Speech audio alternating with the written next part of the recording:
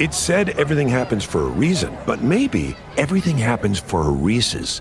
Take noise-canceling headphones. Do they block hearing to heighten taste? That sound seems to show everything happens for a Reese's.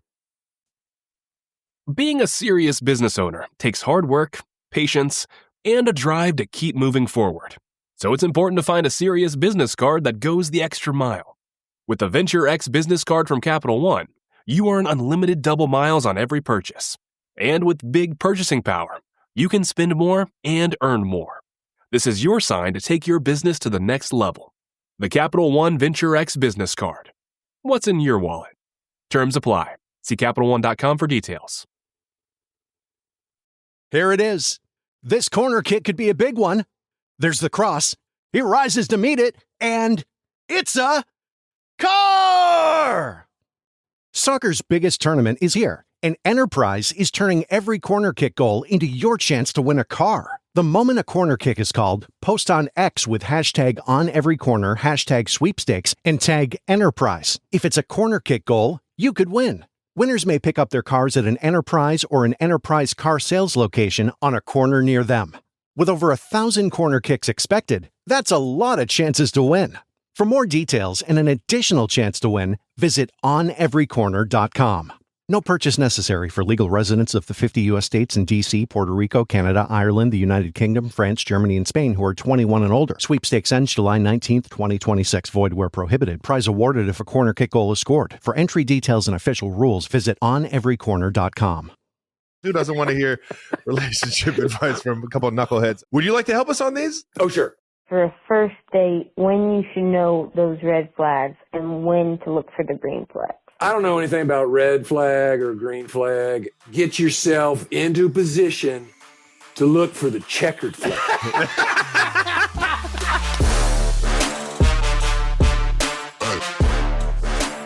Welcome back to New Heights, ladies and gentlemen, a Wondery show produced by Wave Sports and Entertainment and brought to you by American Express. We're your hosts. I'm Travis Kelsey, my big brother Jason Kelsey out of Cleveland Heights, Ohio. Cincinnati Bearcat alums. Get the UC Bearcats basketball team back on the winning streak here. All right now, boys. Oh, yeah. Subscribe on YouTube, Wondery Plus, or wherever you get your podcasts, and follow the show on all social media at New Heights Show with one S. Jason, we got a good one. You ain't even got to tell them. I'll tell them. We got a good one coming up. But tell them what we got coming up. That we do. We've got a great guest before the playoffs get started. Why don't we take a look right here? Our guest today from the University of Southern California, winner of 6 Primetime Emmy Awards, 2 ESPYs, an MTV Award, Movie Award, Best Kiss winner, and the winner of the Mark Twain Prize for Comedy. You can see him in his critically acclaimed documentary, Will and Harper, on Netflix, yes, as sir. well as his up-and-coming comedy with Reese Witherspoon. You're cordially invited, releasing January 30th. Oh, 92%ers. It's Buddy the Elf, Mugatu, Ashley Schaefer, Ricky Bobby, Ron Burgundy, Chaz Michaels. 92%ers break to take himself. Will Ferrell is here. Yeah. Oh, my God. So epic. Best intro ever. Best intro ever. I apologize if I just blew your ears out, Will. But No. That was soothing. I'm gonna play that on a loop to fall asleep to. It's gonna be like a sleep machine for me. Yeah. We are if you can't tell, we are jazzed to have you. But Dude, I gotta beyond right away. man. We saw this post on Twitter from the LA Kings. Buddy the Elf is officially in Hockeywood. Look at can we pull this up, Brandon? Dude, this is What so is good. going? This is not just, the Buddy Elf I remember. This is just over the weekend, man. Buddy Elf has been through some shit. What's Buddy the Elf got laid off, I think. From the North Pole. Santa not Taking a swig, smoking. Yep.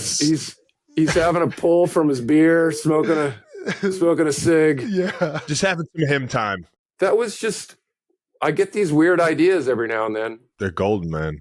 I told my wife, because we're season ticket holders to the LA Kings. We have the seats right on the glass, which are amazing. Incredible. I said, gosh, over the break, you know what? It'd be funny if I just got like a Buddy the Elf costume and didn't shave for like a week. And and I'm just sitting there with like a candy cigarette. It's just a candy cigarette. And I'm just going to like sit there for a period and see how people react. And that was it. But the reaction was insane. We're like, what is he doing? Is he promoting something? But occasionally I just like to do weird things like that just to stir it up. Dude, it's the best. Yeah. It's the best. Or have you always been a hockey fan? I know you've been following the Kings for a while now, but yeah, I remember I grew up in Southern California, and there was a kid who moved into my neighborhood from Connecticut who played hockey, and we would play street hockey. We would play, this is sad, one-on-one street hockey. Does that even exist? Are you kidding me? This is all me and Jason used to do. Oh, okay. Sure. Yeah, Of course, this is legit. We didn't have ice, so it was just with the little ball and just running around a parking lot. Oh yeah. And then I followed the Kings way back when they had like the Triple Crown line of Marcel Dion, Dave Taylor, Charlie Simmer. Anyway, so you've been in it for a while. Hell yeah. So I've been watching. Yeah, I've been the. And then of course they won a couple cups, and that helped build the audience. And now they draw really. Oh, look at that! I got a little Wayne great ski. Jason got me this for Christmas. But did you guys play hockey as well with everything else you did? Oh yeah, we did. That was probably the first one that we both fell in love with. I would at least for me for sure. Yeah. Yeah. No, same. It's a wonderful sport. It's fun. We both started it. Travis finished in high school playing basketball. I played hockey in high school. Mm-hmm. We used to play street hockey with that same ball you're talking about. Yeah. And one of the elementary schools, Roxborough Elementary, had cut down the basketball hoops. Okay. And you would think this would be a safety issue, but they left like the posts. They just cut the hoops down. And if you hit the post, it was a goal. So we played pickup hockey all the time, just trying to hit the post. And that's like how we played. Yeah. Yeah. Kind of an amazing sport. And I'm not going to lie to you. There's some beautiful men out there who play hockey. Gorgeous. As long as they have their teeth in. Yeah, as long as they have the teeth in. Don't take the dentures out. But that was my latest kind of public stunt. While we're on the public stunts, we got to pull up the Shaq at the Staples. We got to pull that one up. This is an all-time classic. Oh my gosh! Look at that mustache. Yeah, that was another one. I had friends who gave me a Staples security guard outfit, and I snuck it into the building and then just pretended to be one of the security guys. So wait, that was not the Staples. So Staples was not a part of that one either. They had no idea, and I was afraid. I snuck it in because I was afraid they would stop me and go, "Where'd you get that uniform? That's contraband. Come with us." This is the best look, dude. Oh, that's amazing. So I just stood on the side. Yeah. It turns out the other security guys, they were like, "Dude, I love it. Just don't stand on the court. But you're good with us. You're good with us." And then I look down, and Shaq happens to be at the game. Unbeknownst, I just pick a random game, and I look down, and there's Shaq in the corner. He's rolling. He's laughing. So I stand up a couple times in between the breaks, and then I'm like, what else do I do with this? I don't know. And then someone taps me on the shoulder and says, during the next break, Shaq's ready to leave the game. Do you want to throw him out? You want to throw him out of the game? So he gave me the idea. He goes, "Yeah, just come over." And then I escorted him out. That is brilliant. The diesel. And then we had the biggest laugh. And that is so good. I was like, I go, "Shaq, do you know how extraordinary that is that you're allowing me to throw you out of an NBA basketball game?" He was like, "Are you kidding me?" That is so. And then it was so funny. I found out from one of the heads of the security that he goes, "Hey, I have to tell you, everyone appreciated the shout out. All the security people appreciate the shout out." And I was like, "Oh, that's what I was going for." Yeah. Actually, I was kind of making fun of you guys, but no, it was a shout out. It was a shout out for sure.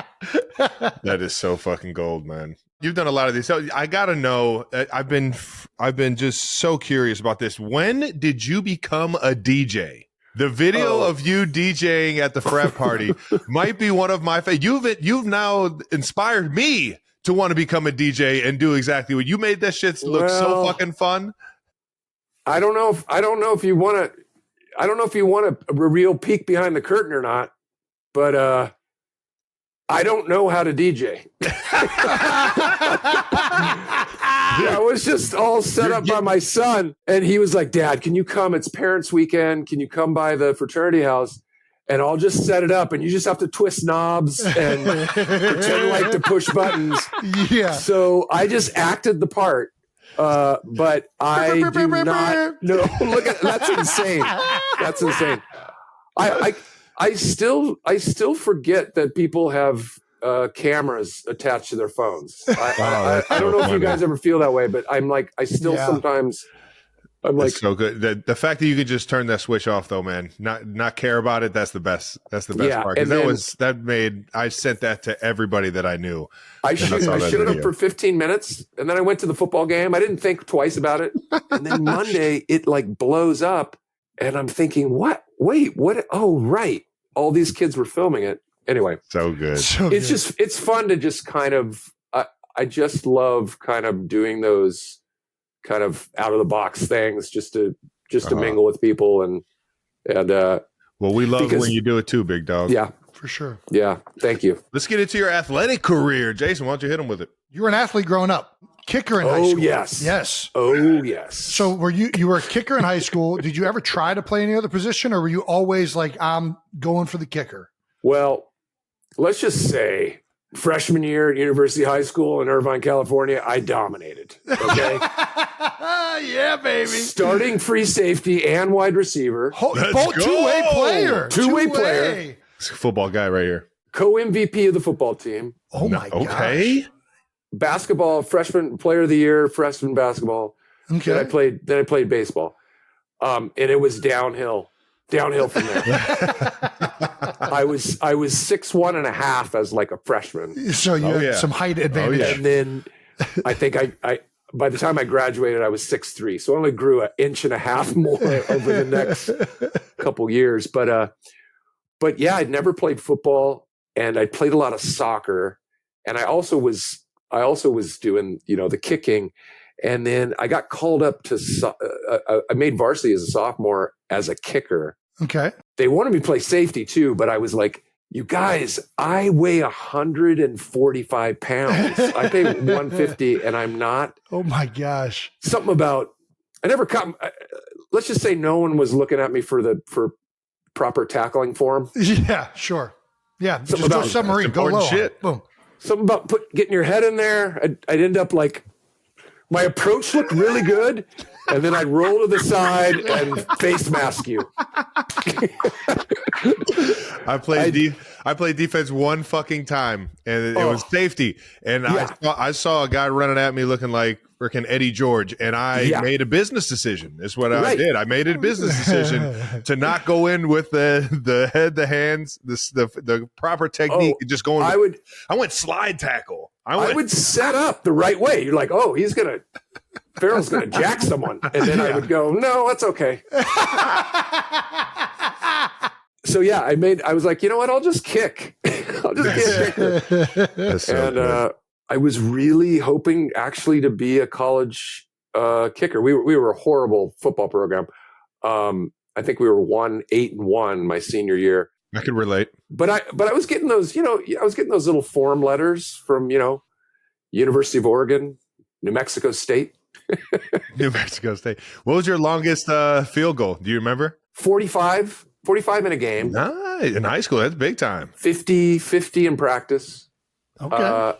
You could boot it. And then I tried walking on at USC. I was my freshman year at USC. I saw in the athletic department that they were having tryouts, walk-on tryouts, right? Yeah. But it was in the fall, so obviously the team is already set. So I'm like, why not? I showed up, and we weren't allowed to kick on the field that actually had the field goals. It was just a big open, and I was like really accurate, but I wouldn't say I was, could boom it. So I think I did like 5 kickoffs, and then the guy just blew the whistle. Was like, okay, bring it in. We're good. And he was like, okay, huddle up. I'm the special teams coach. We're pretty good. We're pretty good with our kicking situation right now. But if any of you guys want to play scout team, running back or scout, and I was like, no, I've heard about scout team. You Oh, don't want to do that. Yeah, no, not in college. In college, that's where that's when it's no fun. So that was the extent of my my college athletic career. It sounds like you kind of wanted to be an announcer while in college. Yeah, I went USC had had this sports information program. I was it's funny. I always wanted to get into comedy, but I kind of grew up in the entertainment industry. My dad's a musician. Okay. And had played at, in the best of places and in the worst of places. He's a piano player and super talented. And I just saw how unstable the entertainment business is. Sure. He would have a job at a nightclub for 6 months to a year. And they'd be like, well, that's over. I'm like, what happened? He's like, nothing. They just said, we're done. Yeah. And he'd have to go back out and search and do all this stuff. And so I thought, well, I'm never going to do that. I want like a real job. I didn't know what that meant, even though I loved comedy. I loved making my friends laugh. I loved watching comedy. I loved, everything about it. But I also loved sports, and I played sports all throughout high school.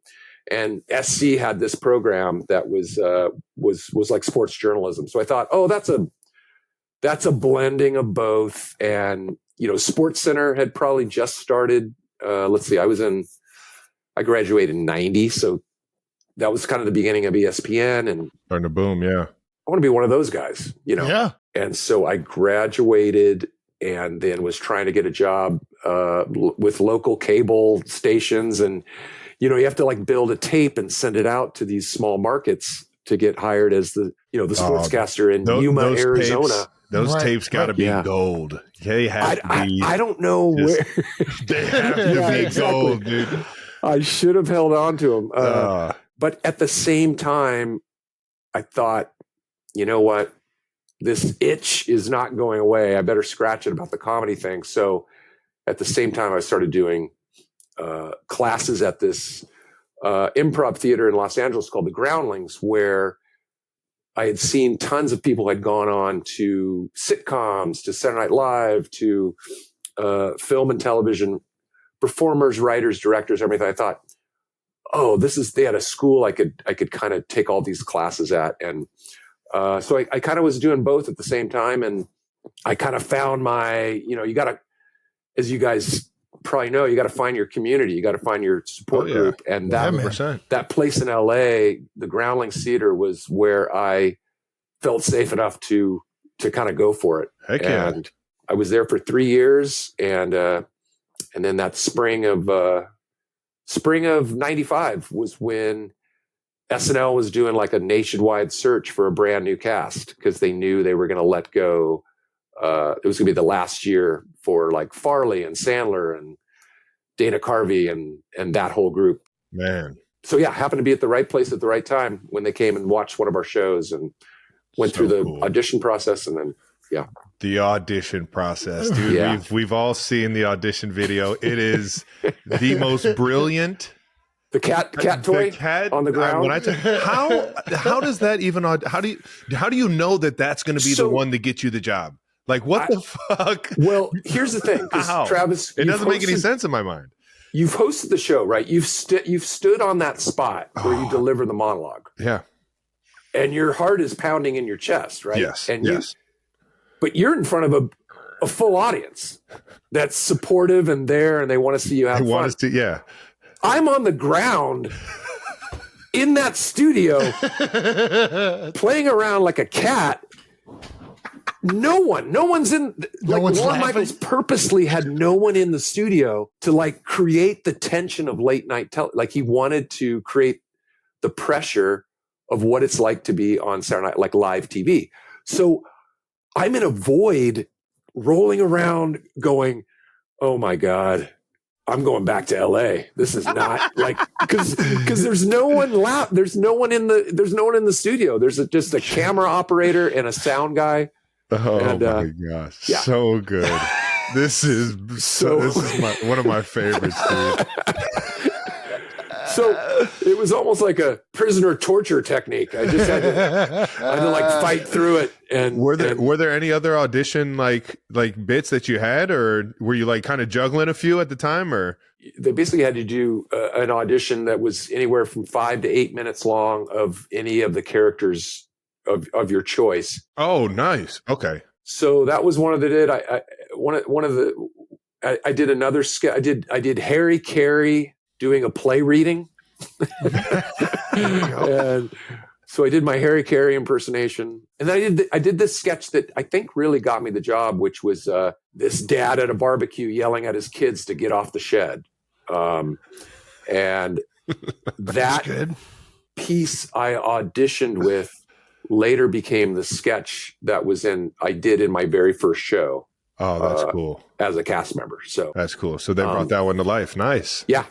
Yeah. That's awesome, man. But it was awful. I was like, I had no idea if I did well or not. And you just left going, oh, well, I guess they'll call me. I'll tell you what, Lauren he could be a stone cold dude. He can give you absolutely nothing. Yeah. And I'm sure that left you confused as all get out, man. But he can it's funny. He's like, he can walk right by you, or he can or he can pump you up. But yeah, sometimes you don't know where you stand with that guy. Yeah. Oh man. The SNL years were definitely the beginning of our fandom for you, big guy. Who do you remember as like some of your favorite characters on SNL? Like the ones that you really got excited to go out there and like perform? I never imagined that I would get to play the president because I wasn't known for doing political impressions or anything like that. So to get to do Bush for that long, like that was, and like, you're going to be a go-to guy every week. Yeah. That was pretty heady. That was really fun. Nice. I loved, I think about like doing the cheerleaders with Sherry O'Terry, sketches I got to do with Molly Shannon, Anna Gasteyer. We used to do this Bobby and Marty sketch where we were like middle school music teachers who would perform and the kids would hate them. And the Robert Goulet sketches were really fun. Man, Neil Diamond, and Harry Carey. I got to do Harry Carey to an audience that maybe didn't know. It was fun because people who knew Harry Carey from the Cubs as an announcer obviously knew who he was, but then other people would go, "I love that mad scientist character you do with the crazy white hair." And I was like, "Well, no, he's a real person." And they're like, "Oh, okay, well, whatever. It doesn't matter." I think it's so funny. I had a great 7 years on the show, and I just I'm so lucky to look back and there was probably I had fun like every single week doing that show. Man, yeah. 7 years is a crazy run, man. You obviously 7 years on the show as a cast member, but you're a member of the SNL 5-Timers Club as well. What's the difference between hosting it and being a cast member, or what's the biggest difference? Yeah, I think honestly, I preferred being a cast member because when you host, you all of a sudden, it was much easier to be a cast member and have your sketch get cut and be kind of shake your fist, like, but when you're on the other side and you're having a hand in like, oh, I don't want to choose between, that's tough. Right? I mean, you've been in that room. Yeah. And you probably had some choices where you had 2 or 3 funny things that could only go in the one slot. Because there is a lot of thinking that goes into that show. Yeah. And it's hard. Like you probably everybody was awesome on the cast. So you're sitting there, you're like, I don't want to take her off stage. I don't want to take him off stage. I don't want to take that bit. That bit, they kill it in that bit. And I'm just. And that you're thinking, oh, but I really love doing the one thing.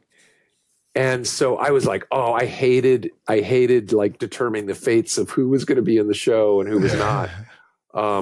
Also too, you realize like the times I've come back to host, that thing is that thing is like a track meet. You forget It is what a machine. kind of It is a well-oiled machine. physical shape you're in, comedy shape you're in.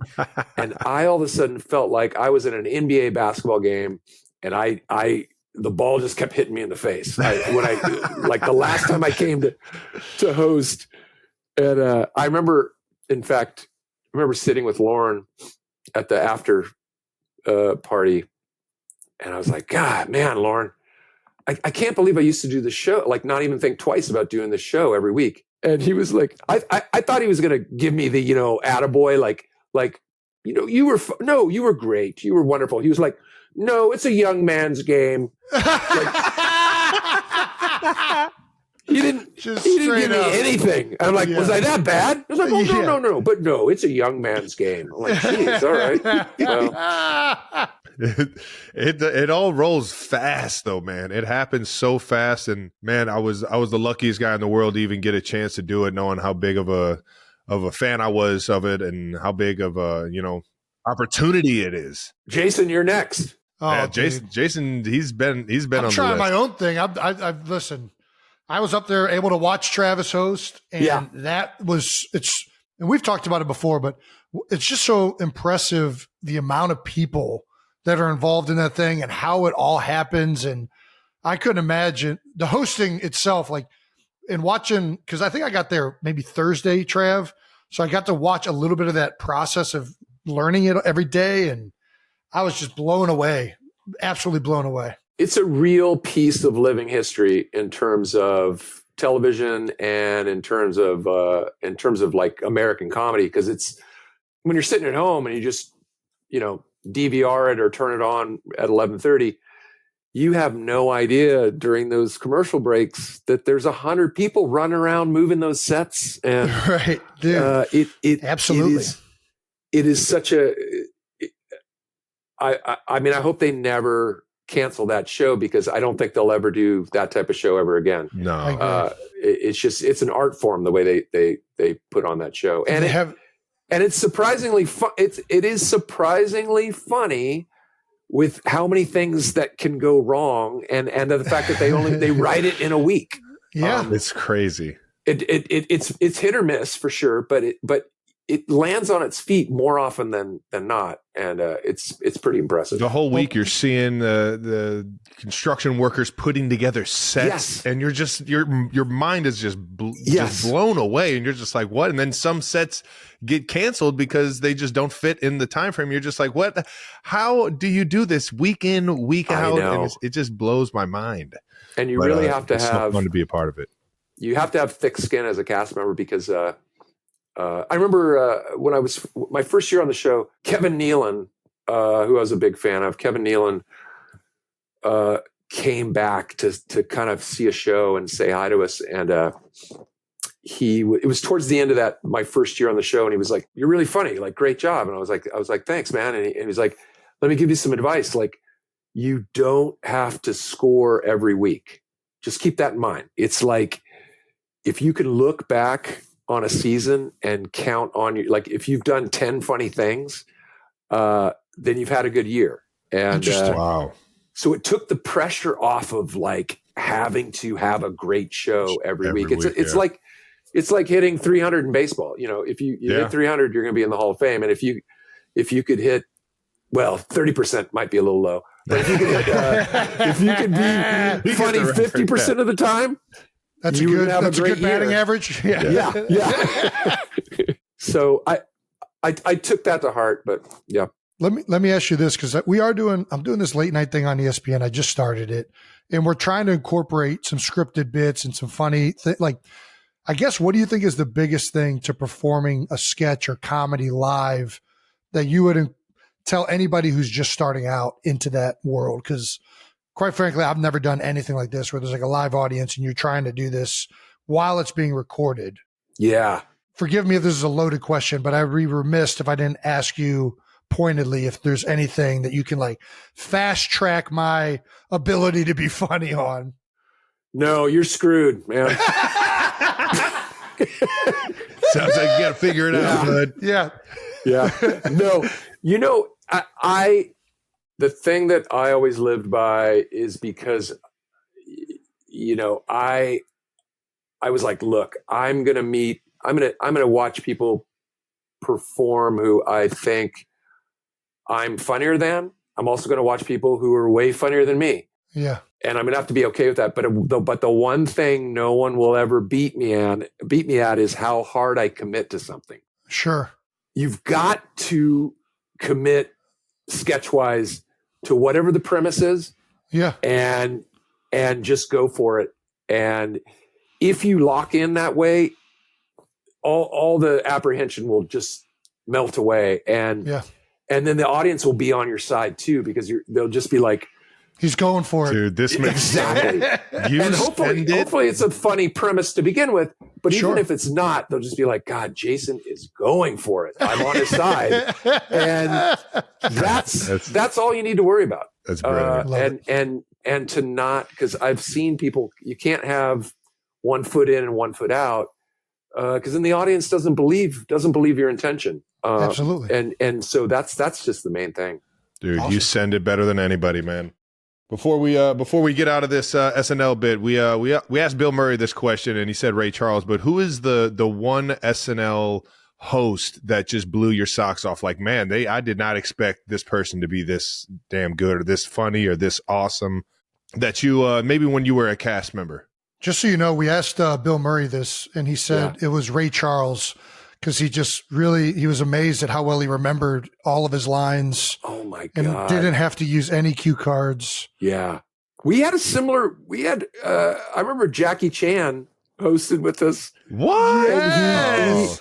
He didn't read English. Yeah. So he couldn't use the cue cards. So he had to do the whole thing there memorized. We go. Jackie Same Chan. sort of thing. Yeah. And he was on fire. But I think there are like varying degrees. I remember one of our best hosts was Derek Jeter.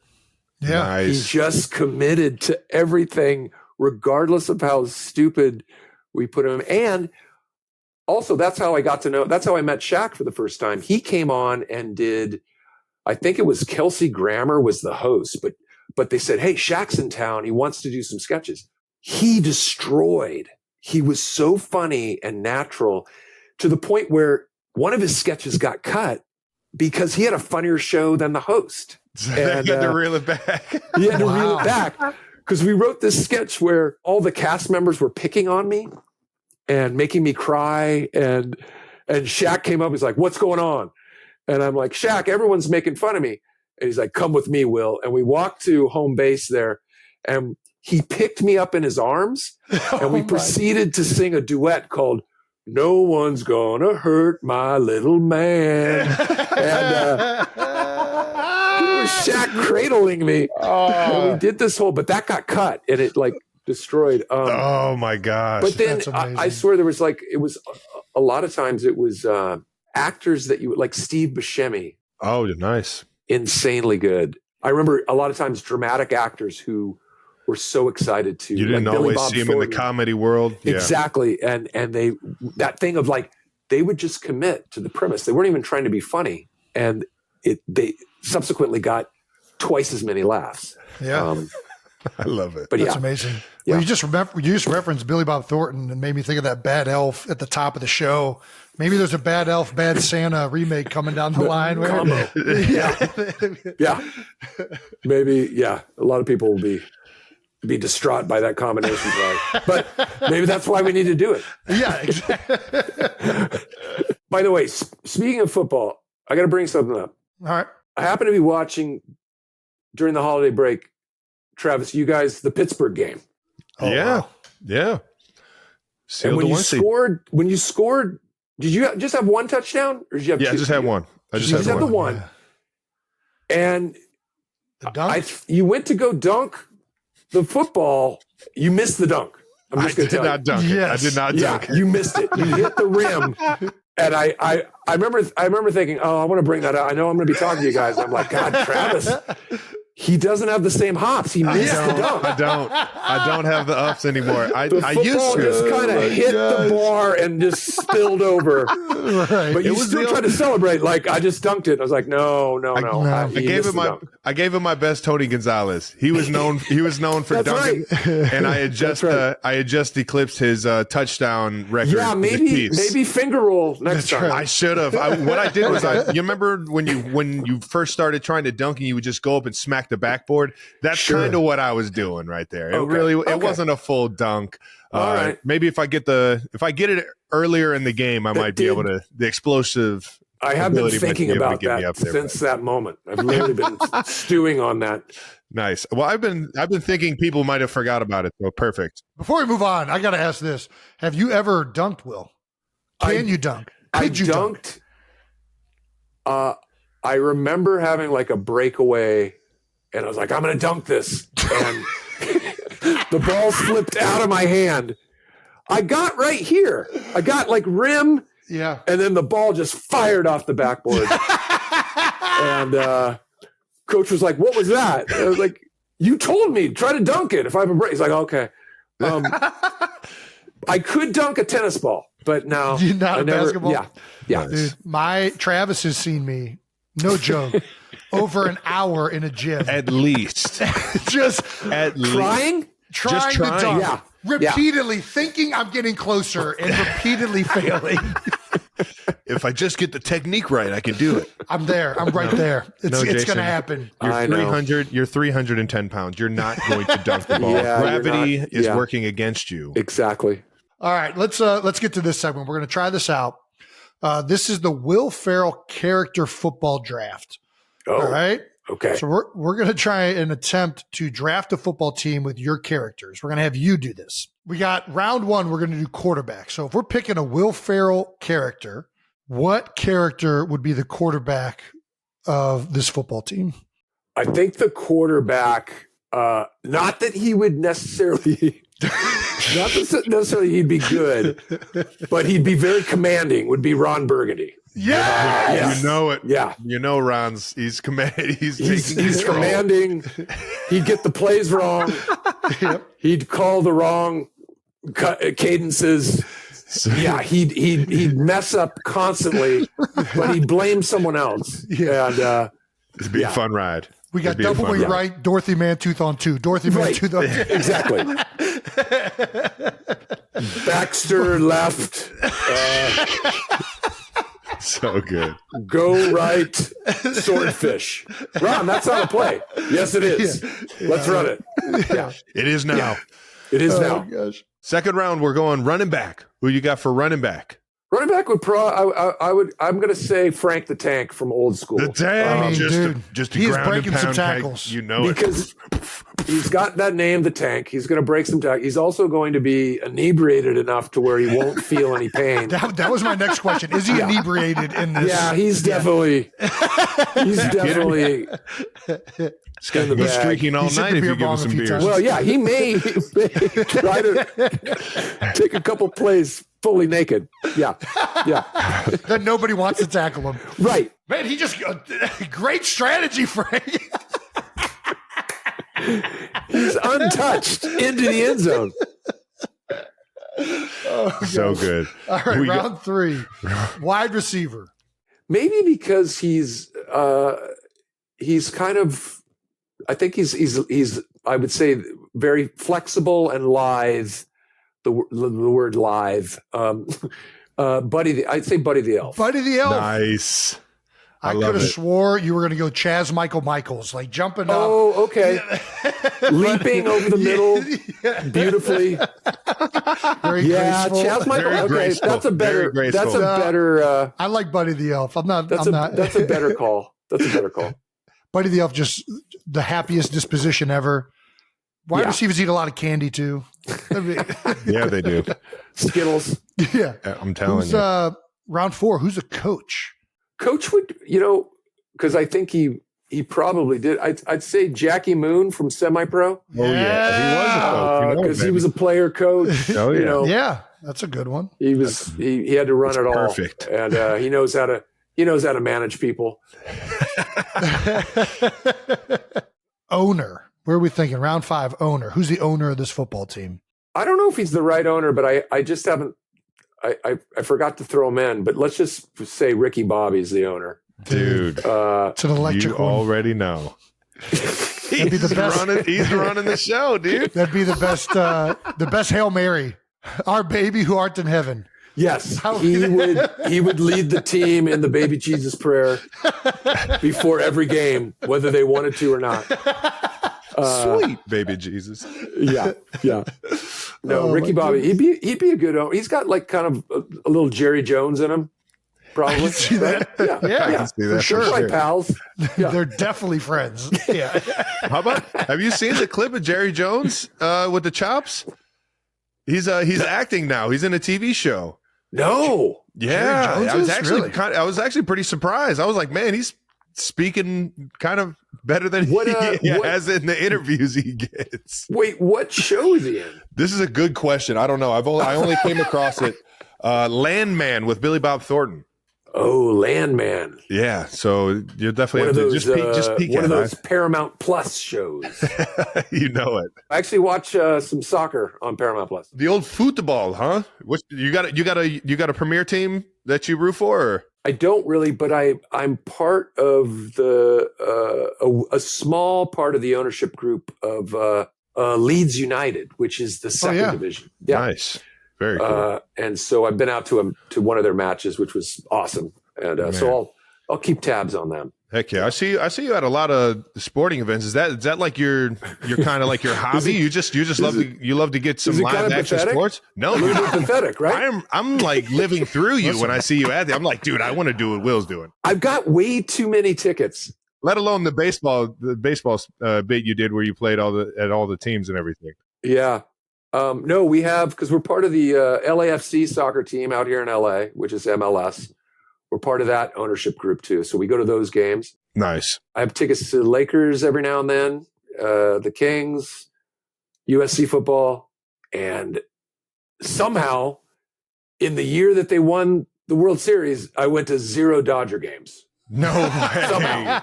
No the 1 year I should have gone. Yeah. Or no, I went to one. To one. No way. I know we go to a lot of sports, but I mean, I sports is a huge part of my life. It was kind of the way, and I know you guys can relate to this. It was the way I was able to make friends. It was the way, I loved playing team sports. Yeah. I mean, maybe it's something where athletes just want to do comedy and comedians just want to go to sports. Because I went to a UCB out in LA. I went to Outright Citizens Brigade. Yeah. It was so much fun. It is amazing watching people in improv just take something from nothing and make something funny instantaneously. It is so impressive. They're an incredible group. UCB is one of the best. Right on. We have an idea here for this next bit. Trav, do you want to explain it? Yeah, we got relationship advice voicemail. So something we do on the show is answer voicemails from our fans, and we've asked them to call in asking for relationship advice, because who doesn't want to hear relationship advice from a couple of knuckleheads? Would you like to help us on these? Will, sure. You want to jump in? Let's do it, man. Here's the thing. You could answer some of these questions as one of your characters, maybe. Okay. Sure. Nice. Yes. Oh, I'm so excited. Brandon. Uh-oh, Brandon. Hey, Travis. Hey, Jason. Big Chiefs fan. 3-peat coming. Just wanted to know your advice for a first date, when you should know those red flags and when to look for the green flags. Go Chiefs. Red flags, green flags. When to look for the red flags, when to look for the green flags. Let's see. Ricky Bobby would say, look, I don't know anything about red flag or green flag. You just gotta get yourself into a position to look for the checkered flag. Because, I mean, there's only one thing you need to worry about. Because, I mean, if you ain't first, you're last. And, yeah, baby. I would just tell that young lady to look for the checkered flag. You gotta find your way to the finish line, guys. I don't know if that's good advice or bad. It sounds like bad advice. Dude, I think it's kind of metaphorically, it makes sense. You got to find your way to the finish line. Yeah. You know? I loved it, man. That shit was fucking gold. That was so good. So good. That couldn't have gone any better. All right, here we go. Next one. What we got? All right, Jason and Travis. So what do I do whenever I bought this girl tickets to a concert for Christmas. And she dumped me the week before. And now her best friend wants to go with me. Do I take her or no? Do you take the best friend after the tickets you bought for your girlfriend? She dumped you. Wait, I want to make sure I understand. Do you take the best friend of the girl? Yes. After? Yes. So the girlfriend dumped him, and now the best friend wants to go with him. Well, Ron Burgundy would say, of course you take the best friend. Because you teach that young lady a lesson. You're not going to be some horse's ass. You've spent $1,200 going to I don't know, whatever concert, whatever music you listen to nowadays. I don't know if it's Kaja Gugu or Duran Duran or whatever it is. But you send a signal to that young lady that you're not messing around. And then you more around. You take photos of you and the best friend making out and send it back to the old girlfriend and say, that's how I do it. That's how you roll right there, baby. That was fucking gold, man. So good. That's why you're the greatest of all time, dude. Oh, my goodness. Oh, man. Do we got one more in us? You want to do one more? We can move on too, Will. That was gold. Yeah, that was so good. I think we're good to roll, man. Let's get this thing going. We end all the conversations with, we got to ask. You don't have to answer. We got a bunch of questions we're just going to rattle off at you. You ready to go? Okay, ready. Lightning round. Lightning round, baby. Yeah, that's right. You could feel free to tell us to fuck off. All right, here we go. Okay. Before you made it, what was your worst job? Definitely a bank teller. I was a bank teller. That's nice. what Donna Kelsey. That's our mom was. Yeah, our mom. Really? She started off with the bank telling. Worked her way up to some higher up positions, but yeah, she started off as a teller. Customers would actually complain as to how bad I was. So I'd break out in flop sweat. Your mom can relate to it. When you're starting out, you're handling people's money. It was awful. That's too funny. Yeah, as long as your register wasn't short, you're good, man. I was short like my first 2 days out. I wasn't even pocketing the money. That's crazy. Excuse me, manager. Manager, I'm trying to deposit money, and your teller is like playing with a ball of yarn, and he won't respond to me. Right. What's wrong with this guy? In fact, I remember I was putting up flyers in the break room to try to get people to come to my stand-up comedy show. Oh. And I was so quiet as a bank teller because I was so nervous all the time. And I had this manager go, I saw your flyer. You do stand-up comedy? And I go, yeah. She's like, I'd like to see that. And just walked away. God damn it. You're a father of three. What is the secret to being a cool dad? The secret to being a cool dad, I think constantly, lovingly make fun of them. Nice. Yeah, love that. Yeah. Humiliation. Yeah. It's the best. Yeah. Humiliation. Perfect answer. Why don't they make R-rated comedies anymore? I think they do. Actually, I have one coming out. Here we go. The end of this month. Yeah, here we go. Cordially invited on Amazon. Perfect. Which is like an old school R-rated fantastic movie. Reese Witherspoon and we have two competing weddings booked at a destination location, and we have to kind of duke it out to see who's going to be the wedding that gets to take place. But it's an interesting time. I think people are making it. I don't know why they're not kind of going to the theaters to see them. And I think we kind of have so many options now that a lot of people would rather go, oh, I'll just catch that at home. Yeah. There's nothing like going to the theater though, man. I know. It's when you sit and watch a comedy with an audience, you're reminded as to how much more fun it is. Right. I'm trying to get that back. I'll happily see this new one in theaters for you, bud. Even though it's not in theaters. It's in Amazon. It's on Amazon. You did just say it was Amazon. My bad. We'll go rent a movie theater out, and we're going to play. Yes. Okay.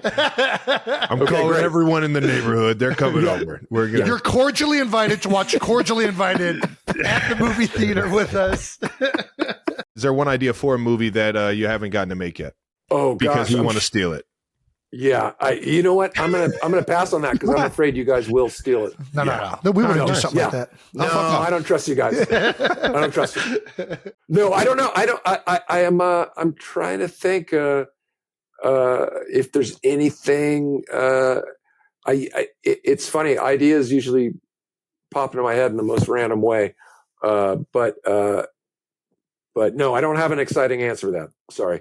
Let me ask you this. When do you know an idea is ready to be made a movie? Because I would imagine you think about stuff constantly. Yeah. Like, how do you know when it's like, okay, I'm going to make this movie about an anchor man named Ron? Like, where does that even, like, at what point are you like, yeah, this could become a full motion picture? Yeah, I think I think you just get a sense of something that, if it's an idea that you can kind of spit out in a sentence, then it's got a good chance. It's like, I remember when we were pitching Anchorman, which at the time we got rejected. I think we got rejected 20 different times from various studios and financiers and everything like that. Blows my mind. Fascinating. Like no one could kind of wrap their head around an ensemble comedy that took place in a newsroom. They kept hearing the news part, and we're like, no, it's going to be, Austin Powers wasn't about the spy game. It was about a really funny character. Right. Our character's going to be funny. And then I remember thinking, gosh, this is so hard to get off the ground. We should maybe pick a topic that everyone's talking about. And at that time, NASCAR was at its height. And I was like, for instance, gosh, what if I'm just me as a NASCAR driver and we sold that in like 2 seconds. That's crazy. Yeah. I don't know if there's an exact formula for it, but it's just something that I think grabs the people who have to pay for it. There you go. There we go. Yeah. All right. What's your welcome to Hollywood moment? We all have welcome to NFL moments that just, I don't know, it's usually a big hit or somebody that we're extremely, fond of or we're big fans of growing up that we're finally going up against. What was your welcome to Hollywood moment? I mean, one of my welcome to Hollywood moments was getting to be the first member of a brand new cast on Saturday Night Live, and I got to say the first lines of our opening show. And I'm sitting there, and they're counting down the show, and I'm looking out. That's crazy. My folks are in the audience, and friends and family, and I'm like, I can't believe I'm here, and I'm about to say whatever line. Which a little trivia here: I mess up my line the first time I speak on camera on the show. I flub it. No way. Of course, because I felt, and Travis, you know how you do the full dress rehearsal, and then by the time you do the live show, you're like, piece of cake. I got it. Yeah. And so I did the dress rehearsal. I was like, this is gonna be great. But I'm sitting there in the chair, and the enormity of the moment hits me. And I start to get a little bit emotional thinking about, wow, this is the thing I've always dreamed about. And then it was like 5 seconds. And then I had to do my line. I was like, and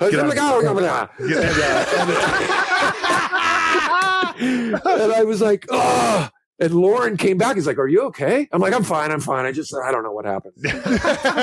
So just a stroke? Yeah, exactly.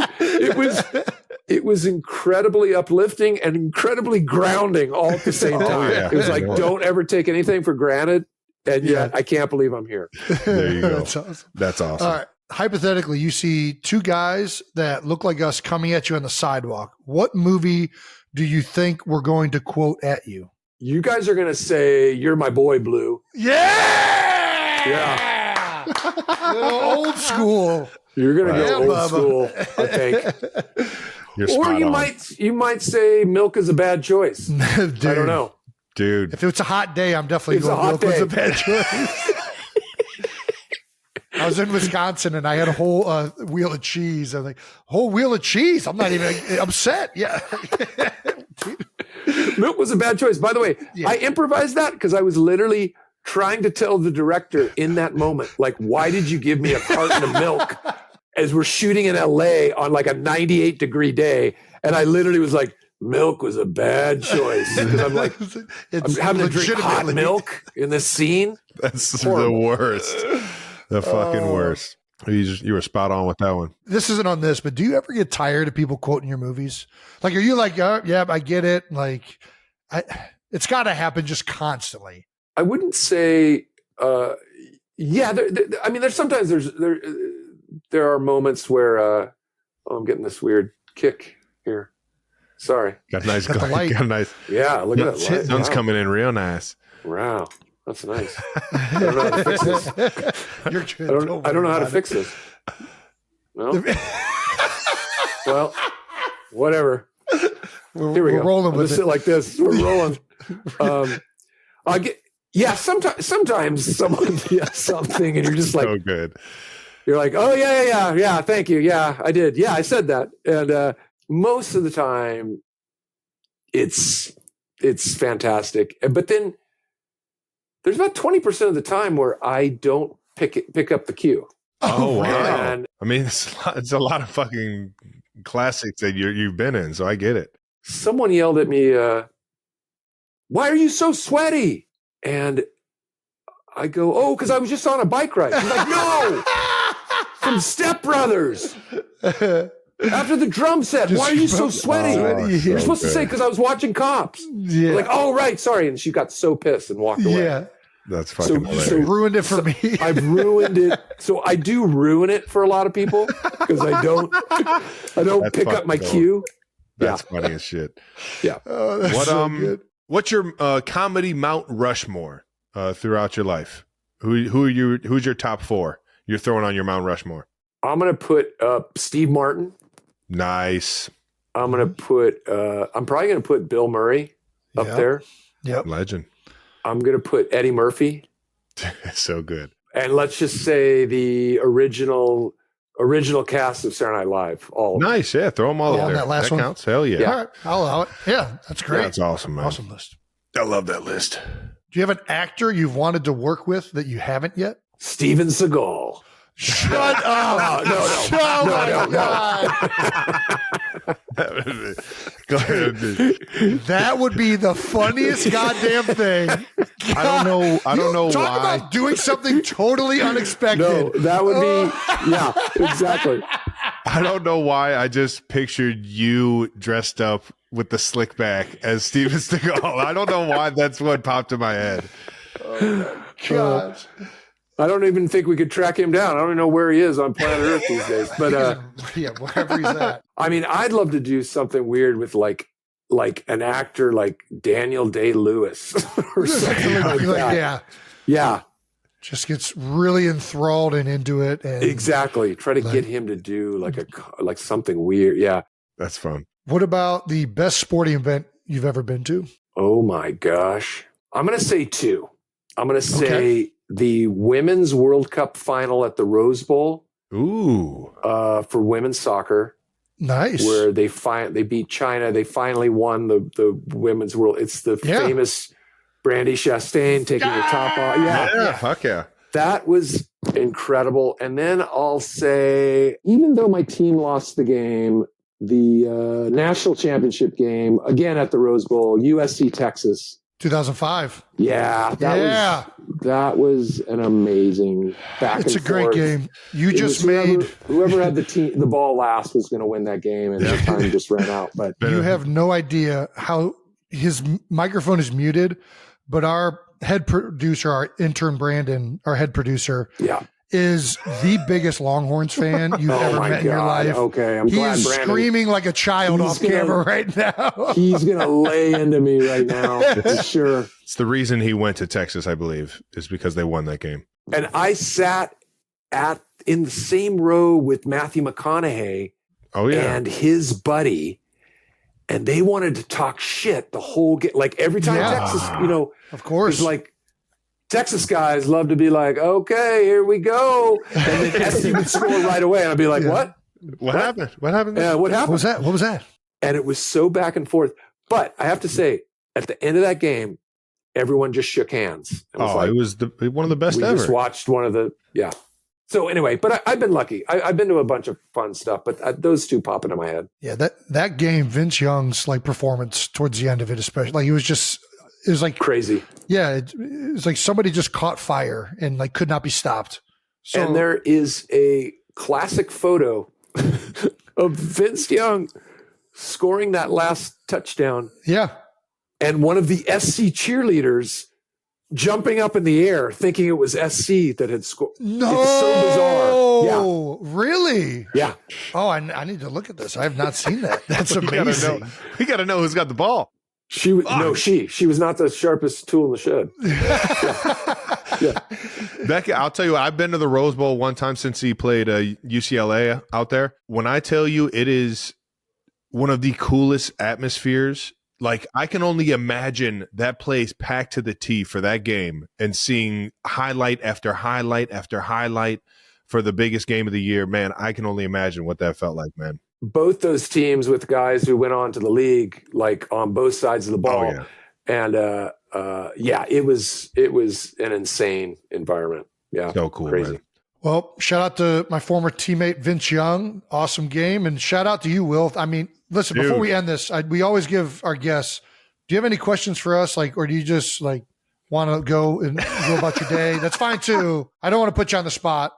Let's see. What time is it? You got the sun hunting you down over there. I know. I'm trying to help your producers out here by not getting blasted by the sun.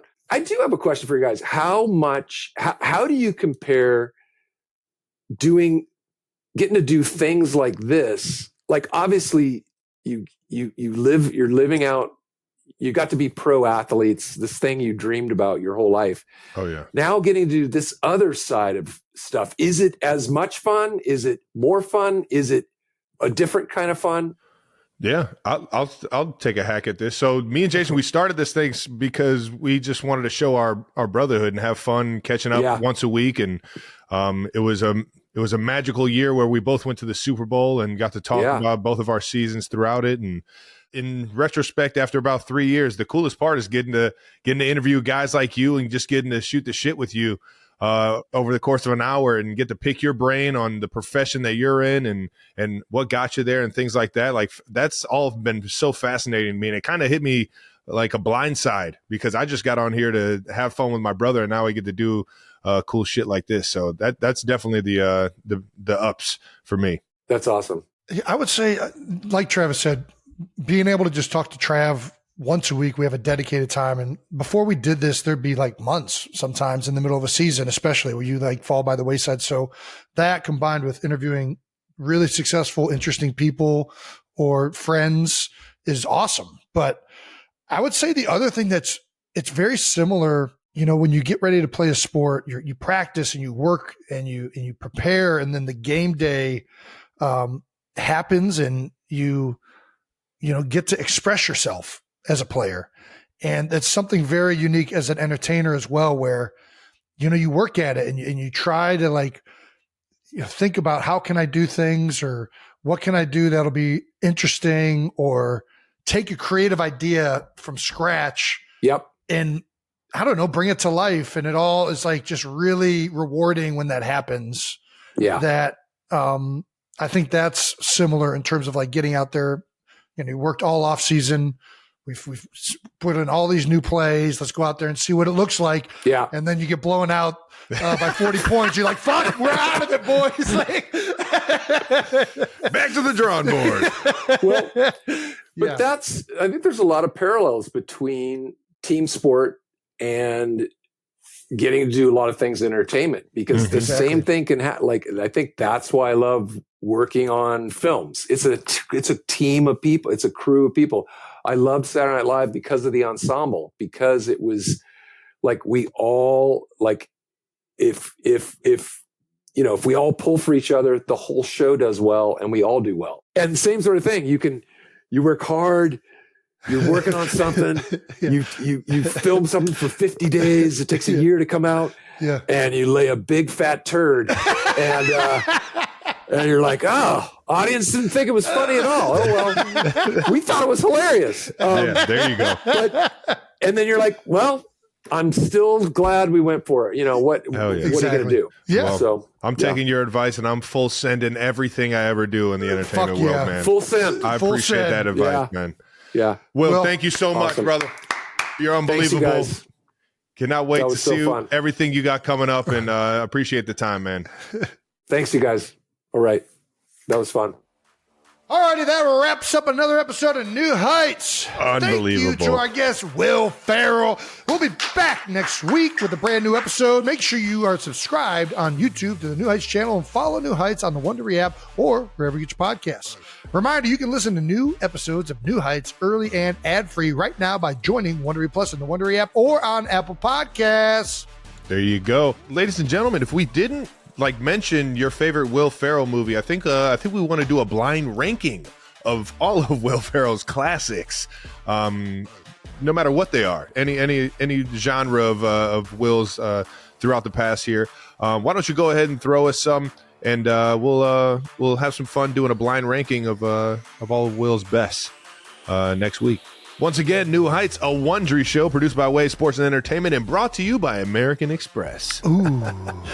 The Express. Follow the show on all social media at New Heights Show with 1S for fun clips throughout the week. And thanks to our production and crew for always making us look better than we are. And to the 92%ers, hope you had fun tuning in. We'll see you next week. Peace.